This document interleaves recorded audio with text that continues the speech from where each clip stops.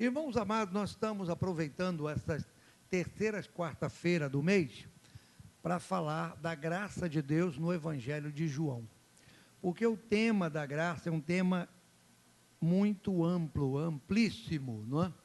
A graça de Deus, ela se manifesta desde a criação. Todos os atos da criação são atos da graça. Deus já começa a manifestar a sua graça lá na criação, não é?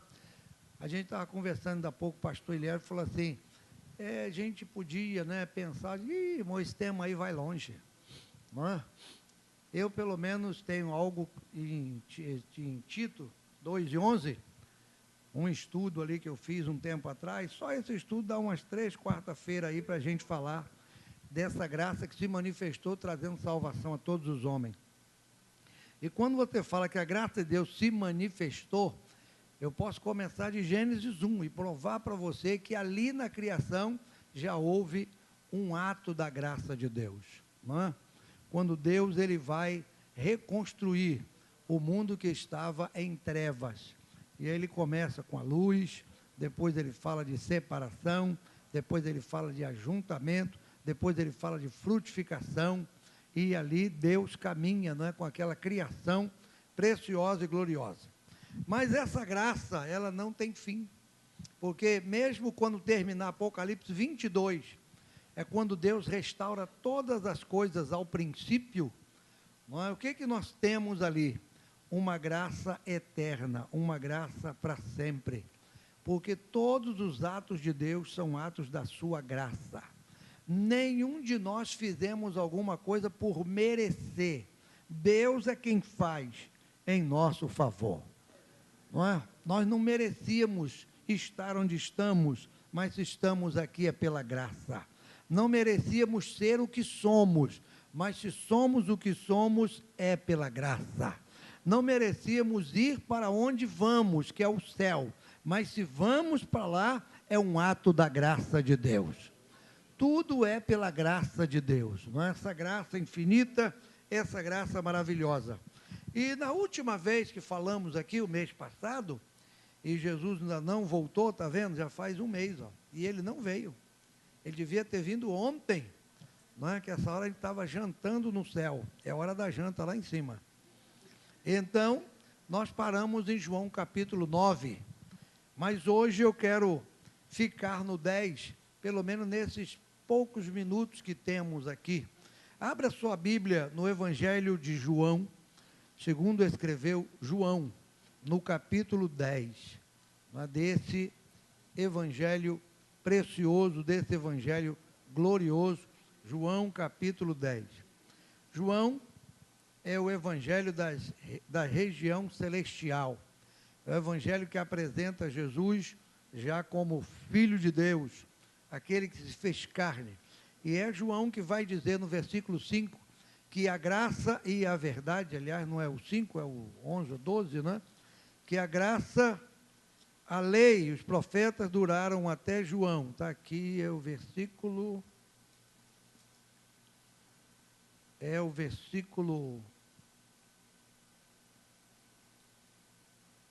Cadê, meu Deus? Todos receberam? É o 17. É no verso 17 já. A lei foi dada por Moisés. A graça e a verdade vieram por Jesus Cristo. Então, João está dizendo, né, que a lei foi trazida por Moisés, mas a graça foi trazida por Jesus Cristo. João 1:17. Eu falei 10. Que bênção, graças a Deus. Eu estou com 10 aberto aqui, eu abri o primeiro, e aí esqueci da igreja, está vendo? É João 1:17. Porque a lei foi dada por Moisés. A graça e a verdade vieram por quem? Por Jesus Cristo. E esse Jesus, irmãos, ele é retratado por João de uma maneira muito especial. Em nenhum evangelho vai declarar o que João declara, Jesus dizendo, eu sou. Em nenhum evangelho, em Mateus, nem Marcos, nem Lucas. Mas aqui ele diz, eu sou, eu sou, eu sou, eu sou, eu sou. não é? Você vai identificar Jesus com a mesma identificação que Deus falou com Moisés lá naquela sarça. Quando Moisés lhe pergunta: e qual é o teu nome, para que eu diga para Faraó quem foi que me enviou? E Deus diga para ele: eu sou. Não é? Eu sou. E Moisés chegou lá: como é o nome do teu Deus? Eu sou. E aí? Não é? Dá para entender isso? Eu sou. Mas quando diz eu sou, irmão, é porque ele pode dizer que ele é. Sabe? Repare bem, eu e você podemos dizer eu sou? Repara bem, presta atenção na tua estrutura, nas tuas falhas, nos seus defeitos. E você vai dizer: eu sou. Você é o quê?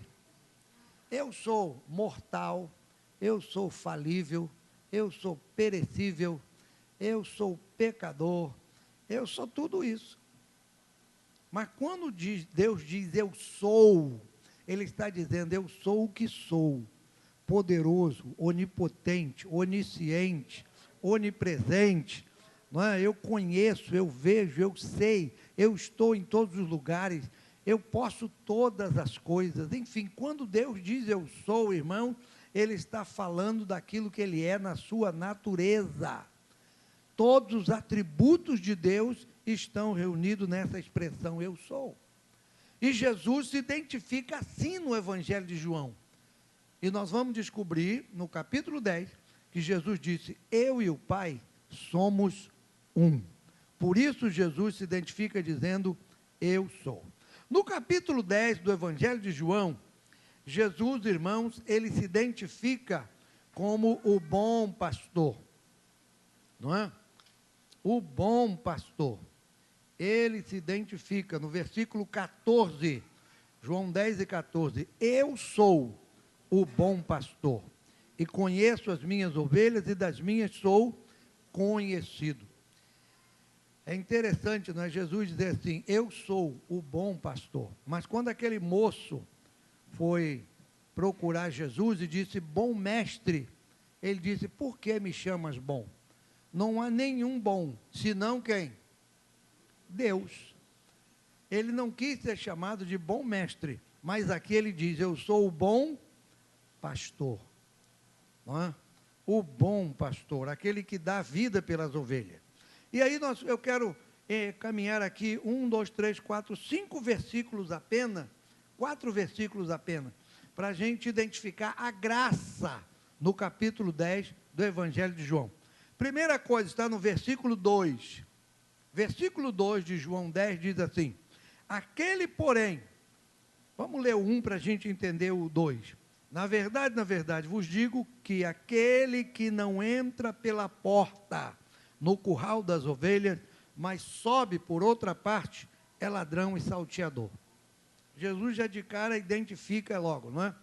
Quem não entra pela porta no curral, mas aproveita-se de outra parte, é ladrão e salteador. Aí o verso 2 ele diz assim: aquele porém que entra pela porta é o pastor das ovelhas. Eu estava meditando nesse texto aqui, o que entra pela porta. Sabe como foi que Jesus entrou neste mundo? Não é? Jesus entra pela porta, irmão. Jesus entra pela porta. Deus havia dito lá no Gênesis, no jardim, para a serpente. Gênesis 3 e 15. Deus primeiro procura o homem diz: foi a mulher que tu me deste. Deus procura a mulher, e a mulher diz: foi a serpente. E aí Deus vai conversar com a serpente. E no versículo 15 de Gênesis 3, Deus faz uma promessa à serpente. Deus diz para ela: da semente da mulher nascerá um que vai pisar a tua cabeça. Ainda que você lhe fira o calcanhar, mas ele vai pisar a tua cabeça. Deus ali identificou de que forma o seu filho viria ao mundo. Não é? Jesus viria ao mundo como Deus falou ali. Viria de vir ao mundo como semente de uma mulher. Então Deus já identificou de que forma Jesus viria. Em Isaías capítulo 9, versículo 6, Isaías profetiza dizendo: porque um menino nos nasceu, um filho se nos deu, e o principado está sobre os seus ombros, e ele será maravilhoso conselheiro, Deus forte, Pai da eternidade, príncipe da paz. Ali Isaías também já está dando sinais de que maneira Jesus vem ao mundo. Um menino nos nasceu, um filho se nos deu. Como filho, Jesus foi dado, não é? Ele disse lá em João 3,16 a Nicodemos: Deus amou o mundo de tal maneira que deu seu filho. Jesus foi dado, Jesus foi entregue, mas para ele vir ao mundo, ele teve que tornar-se menino. Menino nasceu, nasceu menino. Então Jesus entrou pela porta. Quando ele está dizendo isso aqui em João 10:2, isso aqui é profundo. Ele diz: aquele, porém, que entra pela porta é o pastor das ovelhas. Jesus não entrou por uma janela, Jesus não entrou por uma abertura, Jesus não aproveitou uma situação em que o diabo cochilou, aí o diabo dormiu um pouquinho assim, quando ele dormiu, que abriu o olho, falou: já tem um cara novo na terra, um profeta novo, como é que ele surgiu? Foi quando você dormiu. O diabo podia dormir quantos dias quisesse. Jesus entrou pela porta. Deus havia profetizado, o profeta havia falado, não é? E aí Jesus nasce. Veja o que Paulo diz em Gálatas 4:4. Ele diz lá: mas vindo a plenitude dos tempos, Deus envia seu filho nascido de mulher, nascido sob a lei. Então, quando chegou no tempo certo, a Bíblia diz que Deus enviou seu filho nascido de mulher, nascido sob a lei. Jesus nasceu debaixo da lei, para cumprir a lei, cumprir todas as exigências da lei. Então, quando ele está dizendo aqui em João 10:2, aquele, porém, que entra pela porta é o pastor, ele entrou pela porta. Sabe por que Jesus pode ser o nosso pastor? Porque ele entrou pela porta.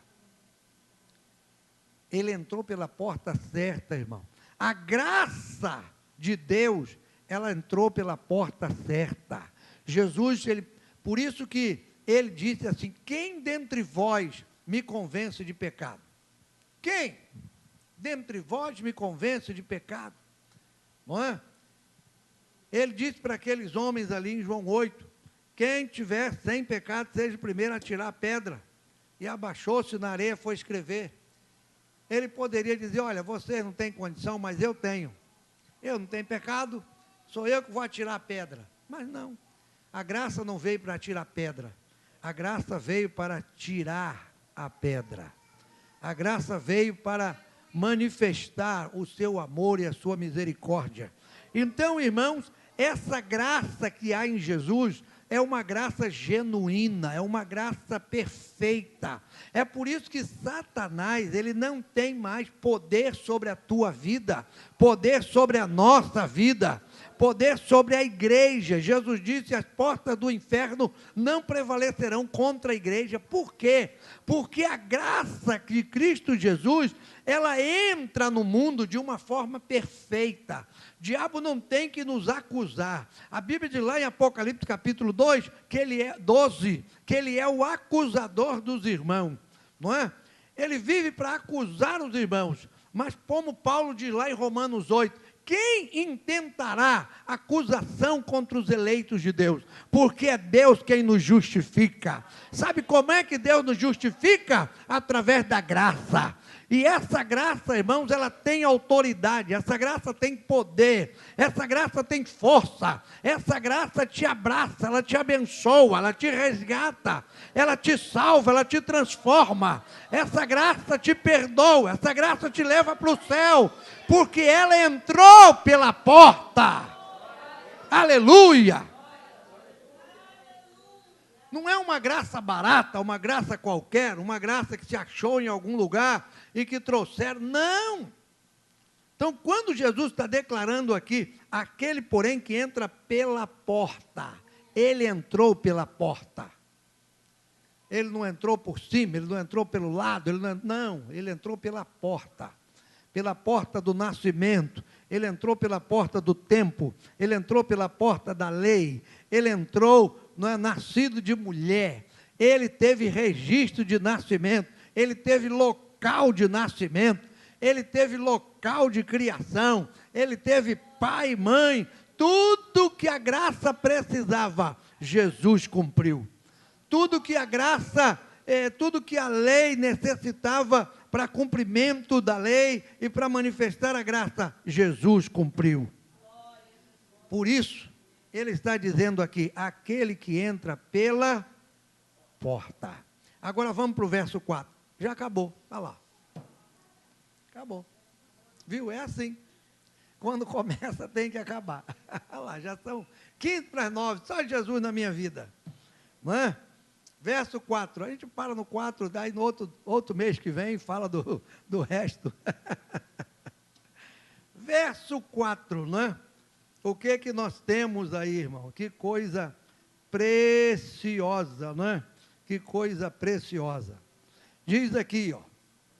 E quando tira para fora, aí o verso 3 para a gente entender o 4. A este, o porteiro abre. Porque ele entra pela porta, o porteiro abre. As ovelhas ouvem a sua voz e chama pelo nome as suas ovelhas e as traz para fora. Aí o verso 4 diz assim, e quando tira para fora as suas ovelhas, vai adiante delas, e as ovelhas o seguem, porque conhecem a sua voz. É interessante quando eu estava meditando nisso aqui. Sabia que a graça tem uma voz? Sabia disso, irmão? Que a graça tem uma voz? Nós estamos aqui essa noite por causa da voz da graça. Quando você, naquele dia, lá naquele dia, em que você ouviu aquela voz, quando diz lá em Hebreus, como diz nos Salmos, não é? Como Deus disse lá em Deuteronômio, se hoje ouvirdes a minha voz. Teve um dia que eu e você ouvimos essa voz. Essa voz é a voz da graça. Foi a graça que te chamou. A voz que você ouviu, vem, é a voz da graça. É a graça que convida, é a graça que chama. E a voz da graça é uma voz irresistível. Ninguém resiste ao convite da graça. Foi o que Jesus disse, que Mateus registrou no capítulo 11, versículo 28. Ele disse, vinde a mim, todos vós que estáis cansados e sobrecarregados, e eu vos aliviarei. Tomai sobre vós o meu jugo, aprendei de mim, que sou manso e suave, não é? Que o meu fardo é leve. Ali é a graça se manifestando, nos convidando. E você quer ver uma coisa interessante? Há um salmo na Bíblia, que é um salmo profético, que fala de Cristo e da igreja. É o Salmo 45, abre lá. Salmo 45, no versículo 2, ele vai mostrar exatamente o que eu falei, que é a voz da graça. Olha o que diz o Salmo 45. Vamos ler o primeiro para a gente entender o segundo. O meu coração ferve com palavras boas. Falo do que tenho feito no tocante ao rei. A minha língua é a pena de um destro escritor. O salmista aqui está descrevendo quem é Jesus, e depois ele vai falar da sua igreja. O Salmo 45 é um salmo profético, que vai mostrar a união de Cristo e a igreja. E aí no verso 2 ele vai dizer o quê? Tu és mais formoso do que os filhos dos homens. E aí diz o quê?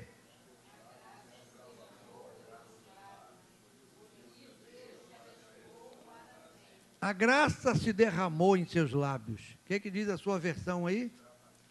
A graça extravasou em seus lábios. Esse versículo aqui, irmãos, esse trecho aqui, não é, do Antigo Testamento, é uma profecia acerca de Cristo. O salmista aqui está dizendo, tu és mais formoso do que os filhos dos homens. Realmente, Jesus é formoso, sim. Não na formosura humana, porque Isaías vai dizer, no capítulo 53, que não havia nele o quê?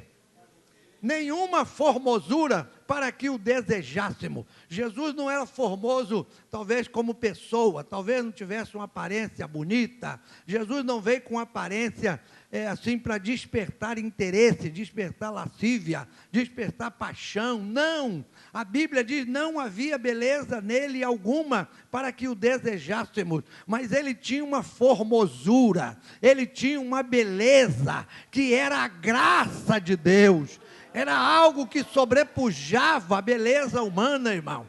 E é isso que nós precisamos entender. O que nos torna diferentes hoje, sabe? Você está na casa de Deus, na presença de Deus, servindo a Deus, e aí você agora em Cristo Jesus adquire uma outra beleza. Qual é a tua beleza? Não é mais a beleza humana. É por isso que Pedro vai dizer lá na sua epístola, no capítulo 3, com relação às mulheres, não é? Pedro diz assim: vós mulheres e tal, sujeitava marido Abraão, Sara chamava Abraão de Senhor. Aí diz assim: olha, o enfeite agora não seja mais nos vestidos, na joia, nisso, naquilo. Não, porque Deus tem para mim e para você, minha irmã, uma formosura diferente. As pessoas vão olhar para nós, não pelo aquilo que nós representamos fisicamente, mas espiritualmente. Há uma formosura de Deus na tua vida, há uma graça de Deus sobre a tua vida, que te torna diferente das demais pessoas dessa terra. O que tornou Jesus atraente? Porque as multidões iam ter com Jesus, pela sua beleza física, não é? A Bíblia diz lá em Lucas 8, que havia mulheres que serviam ao Senhor Jesus, tem uma relação delas ali, não é? Até pessoas ligadas à casa de Herodes, trabalhava ali, servia Jesus no seu ministério. Por que as pessoas tinham prazer em estar com ele? Havia uma formosura da graça, formosura do Espírito, formosura de uma unção. É isso que Deus quer para mim, para você hoje. Muitas vezes a gente fica preocupado com a nossa beleza exterior. Deus tem uma beleza interior para a nossa vida.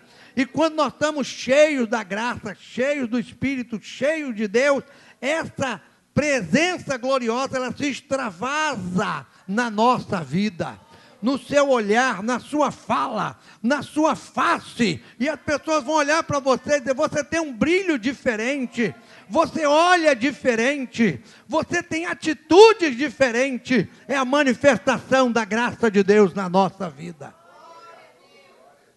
E é interessante que esse salmo vai dizer assim: a graça se derramou em teus lábios. É por isso que João vai dizer aqui, ó, aí a gente termina, porque já deu 9 horas, só Jesus. João vai dizer que quando a porta do curral se abre, não é? E as ovelhas saem, primeiro, a Bíblia diz que ele vai adiante delas. Jesus nunca vai atrás nem do lado, ele vai na frente, não é? A graça vai na nossa frente. A graça de Deus sempre vai adiante de nós, irmãos. Quando você sai de casa, que você ora, você diz: Senhor, eu vou sair agora, eu vou em tal lugar, eu tenho que resolver isso. Jesus vai comigo, me ajuda, me abençoa. Se, irmão, você esteja certo, que quando você sai, Ele já foi na tua frente. Ele vai na frente, aplanando os caminhos. Ele vai limpando tudo, e quando você chega, a graça chegou primeiro. A graça já preparou tudo para você. Aleluia! E é interessante de por que nós o seguimos? Porque nós conhecemos a sua voz. A Bíblia diz em vários textos que as multidões iam ter com Jesus. Iam ter com ele. E Jesus começou pregando o evangelho do arrependimento. A mesma mensagem de João Batista. João Batista pregava o arrependimento e Jesus também pregou o evangelho do arrependimento. E por que as pessoas iam ter com ele? Porque mesmo pregando duro, mesmo pregando contra as transgressões da época, os pecados da época, mesmo mostrando a realidade da vida daqueles dias, havia uma graça. E quando essa graça falava, irmãos, os corações se derretiam. Quando essa graça falava, ela atraía. Não é? Hoje em dia, infelizmente, para atrair multidões, existe uma série de coisas, situações, não é? Aí melhora o microfone, e o camarada faz locução, e oratória, e tal, senhoras e senhores, boa noite, e tal, e não sei o quê, porque aí, fica aquela tentativa, não é, de agradar, ou de querer superar. Jesus, irmão, não fez oratória, Jesus não fez nada. Jesus falava e o povo aplaudia, Jesus falava e o povo ia, Jesus falava e o povo ouvia, porque a graça se derramou em seus lábios. Sabe por que estamos aqui essa noite? Porque a voz da graça nos trouxe. Fomos atraídos pela sua voz. Você o segue porque você o ouve. Você conhece a voz dele. E a voz da graça é diferente da voz do mundo. O apóstolo Paulo vai dizer lá em Coríntios que nesse mundo há muitas vozes. E cada uma delas tem um significado. Não é? Há muitas vozes hoje no mundo aí, irmão. Há muitas vozes falando, há muitas vozes dizendo, há muitas vozes explicando, há muitas vozes persuadindo, há muitas vozes confundindo. Há muita voz aí no mundo aí fora. Se você prestar atenção e ficar ouvindo as vozes do mundo, você fica louco. Você precisa ouvir a voz do bom pastor, a voz da graça, a voz da misericórdia. Aí você o segue. Não porque ele é isso ou aquilo, ou ele prometeu isso ou aquilo. A única coisa que Jesus prometeu nos dar foi a vida eterna. A única coisa que ele nos deixou foi a sua paz. E debaixo dessa paz, e nessa promessa de vida eterna, eu o sigo, você o segue, porque sabemos até onde ele vai nos levar. Ele vai nos levar às mansões celestiais. Ele vai nos levar à presença de Deus. Qualquer dia ele virá para buscar-nos e levar-nos para si mesmo. E a Bíblia diz, e assim estaremos para sempre com o Senhor. Amém?